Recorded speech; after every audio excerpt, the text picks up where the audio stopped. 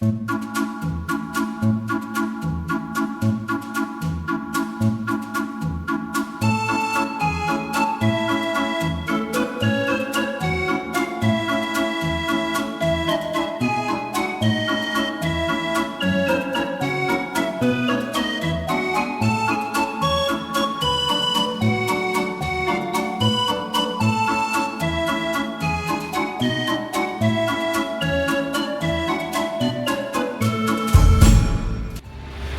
happens when a circus builds a church?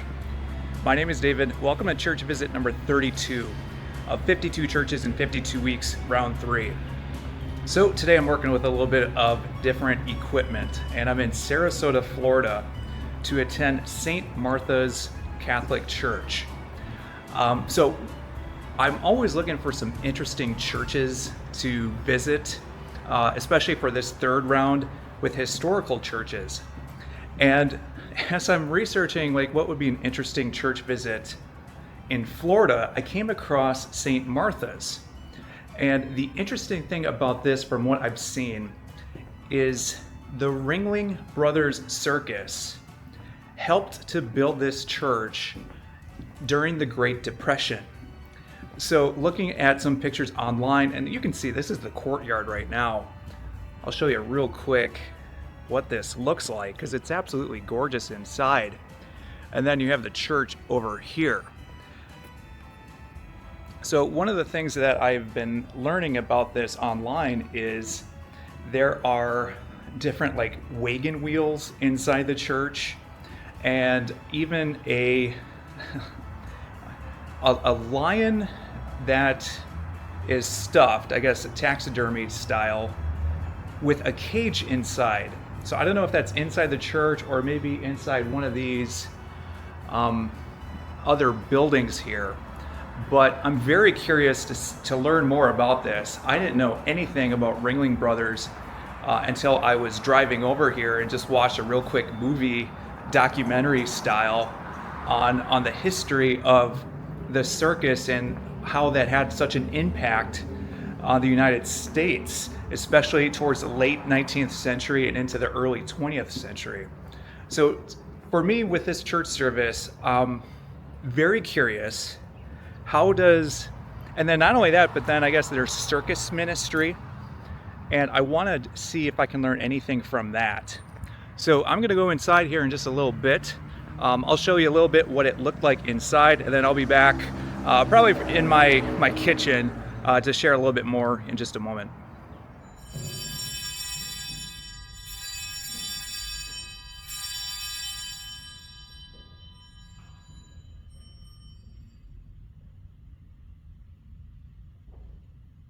In a similar way, when supper was ended, he took the chalice and once more giving thanks, he gave it to his disciples, saying, "Take this, all of you, and drink from it.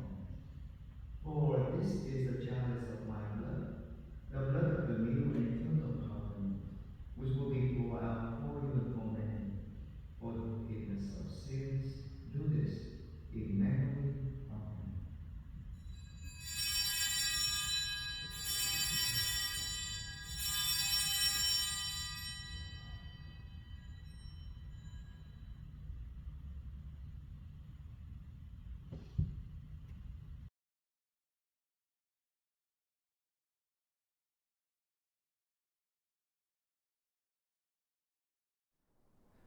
For all my history nerds out there, this little remarkable crossroads, to take the greatest show on earth to meet this small, tiny Catholic parish, and then to forge a unique bond, taking the spectacle of the circus and then to build a spiritual home. It's such a beautiful story.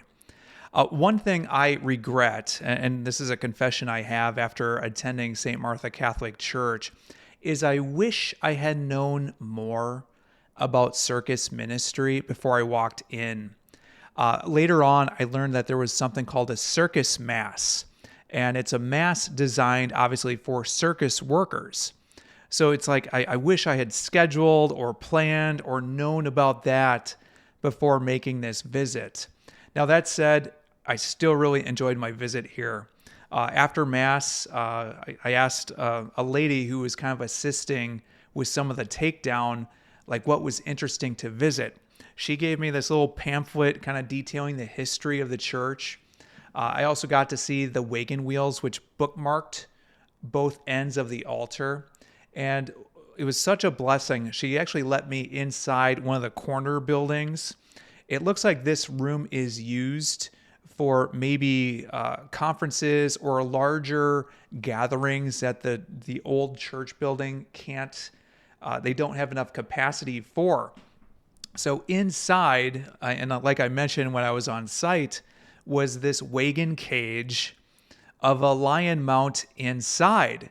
So I can only imagine attending a mass if you're sitting back there, and then towards your left is this giant lion in a cage. Obviously not alive or anything like that. If it was alive, that'd be quite interesting. But yeah, just so different with this story. So before I dig into a little bit more about the history of this church, I figure it might be helpful just to give a real brief circus history on how this even happened in Sarasota, Florida. Here's some random knowledge that I learned while researching this, so feel free to use this for friends, family, or coworkers. The term circus is derived from the Latin and the Greek word of circus, which means circle or ring.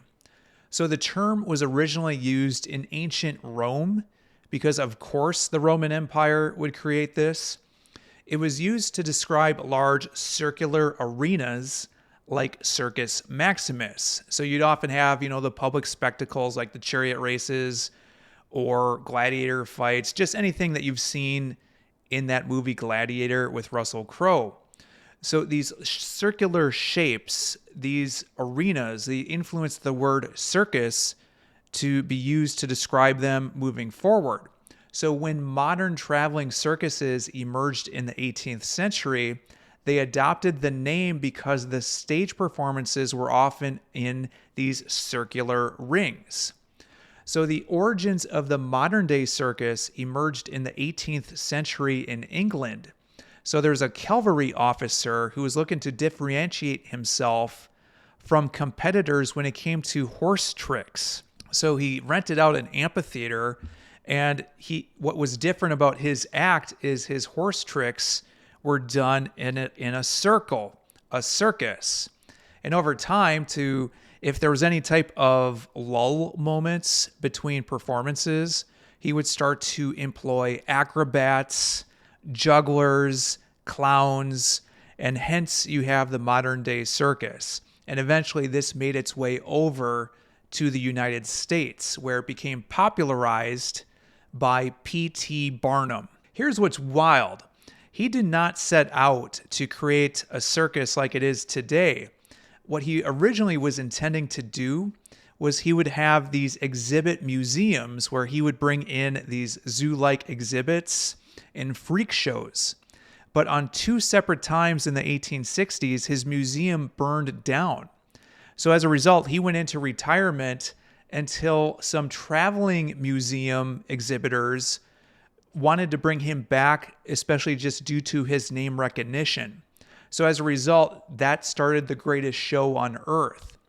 So his circus became the most popular, and he eventually merged with his chief competition, which was led by James Anthony Bailey's circus.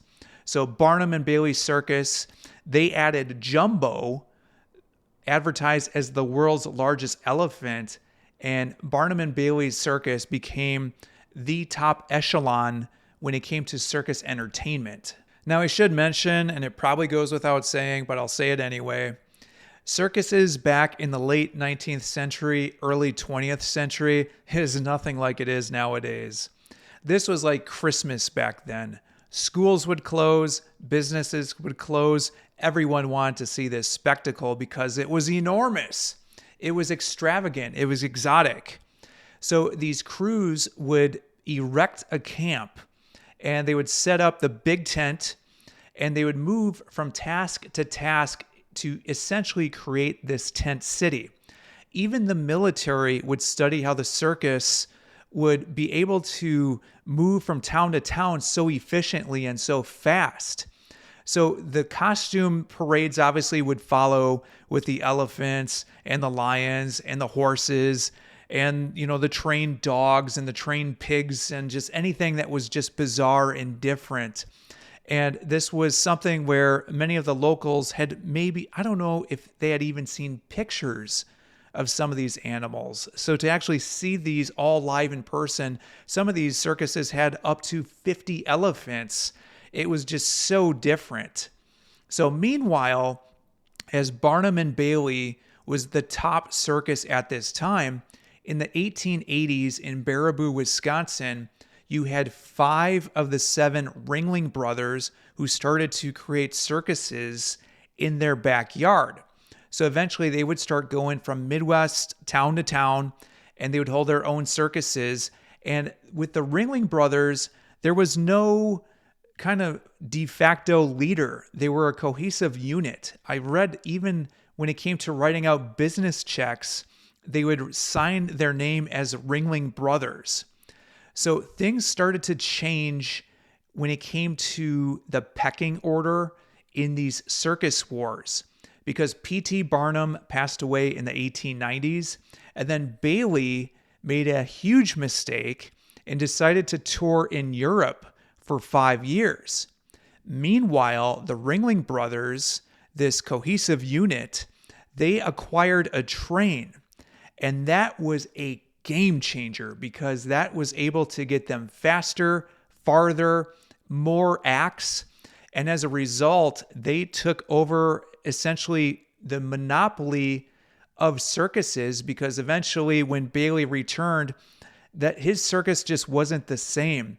And after he passed away, the Ringling brothers merged and bought out Barnum and Bailey's Greatest Show on Earth, and the Ringling brothers really kind of had control in circus entertainment. So how did the circus build this church? Well, it all starts in 1927. John Ringling becomes the last surviving Ringling brother. And at this point, he is beyond filthy rich. He is one of the richest men in the world because at this point, the Ringling brothers had a monopoly on all the other circuses. It was now Ringling Brothers and Barnum and Bailey's Greatest Show on Earth. And he also had investments when it came to railroads, oil fields, and ranches. So he had so much money, he had actually become an avid art collector and had built his own art museum near his winter home in Sarasota, Florida. So with him being the last remaining Ringling brother, he made the call to move the circus operations to Sarasota, Florida. Well, at this time, St. Martha Mission Church was experiencing a bit of a space shortage with the little space that they had inside their very small wooden church. So at that point, they were looking to get a bigger building for the 132 congregation members that they had. They had about 14 or 15 families. So the bishop of the Diocese of St. Augustine selected Father Charles L. Elslander to be the first spiritual leader for Catholics in the Sarasota area. So here's where the unique bond between this Catholic church and Ringling Brothers and Barnum and Bailey Circus start to emerge, because the circus performers, before they would start to tour, well, many of them were from Europe, many were Catholic.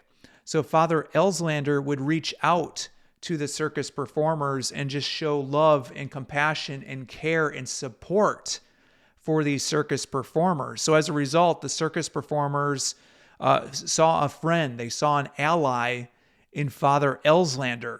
Shortly after this, the worldwide economy takes a massive downturn with the start of the Great Depression, just as St. Martha is looking to replace this old wooden church and erect a new church building.